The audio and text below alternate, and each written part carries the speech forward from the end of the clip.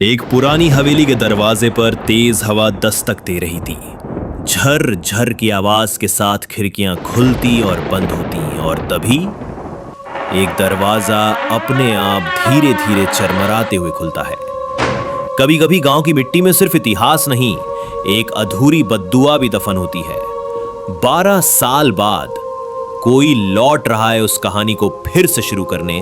18 वर्षीय रघु ट्रेन से उतरता है, हाथ में एक पुराना बैग, आंखों में सवाल और दिल में डर।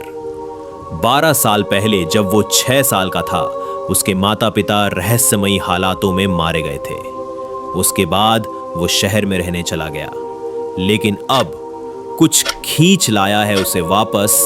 रघु मन में सोचता है, क्यों बार बार वही सपना आता है, वही पुराना दरवाजा, वही पुकारती हुई आवाज। गांव का माहौल बदला हुआ है। लोग उसे देखकर दरवाजे बंद कर लेते हैं। कुछ बुजुर्ग चुपचाप सिर झुका लेते हैं। रघु अपने पुराने घर जाता है, जो अब एक जर्जर हवेली बन चुका है। चारों ओर घना सन्नाटा। जैसे ही वो दरवाजा खोलता है, एक ठंडी हवा का झोंका आता है और घर के अंदर रखी पुरानी घड़ी अपने आप चालू हो जाती है।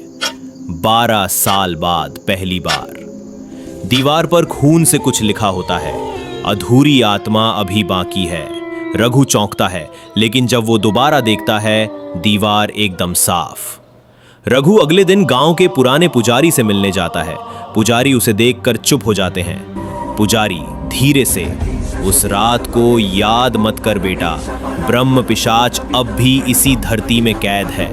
ये गांव उसकी शरण स्थली बन चुका है। तू जिसे सपना समझता है, वो एक बुलावा है। रघु दंग रह जाता है। रात में रघु हवेली में अकेला है। दीवारों पर पुराने काले चित्र और बीच में एक अलमारी, जिसे कभी किसी ने नहीं खोला। अचानक बिजली चली जाती है। मोमबत्ती जलाकर रघु चलता है। तभी नीचे फर्श से किसी के चलने की धीमी आवाज आती है। रघु कौन है? कपकपाती रोशनी में दिखता है एक परछाई जो दीवार पर उल्टी दिशा में चल रही है। रघु उस अलमारी को खोलता है और उसमें एक जली हुई किताब मिलती है। किताब में सिर्फ एक पन्ना बाकी है, जिसे ब्रह्म ने मारा वो पिशाच बनकर लौटेगा। रघु को रात में नींद नहीं आती। वो देखता है उसकी खिड़की पर कोई बैठा है।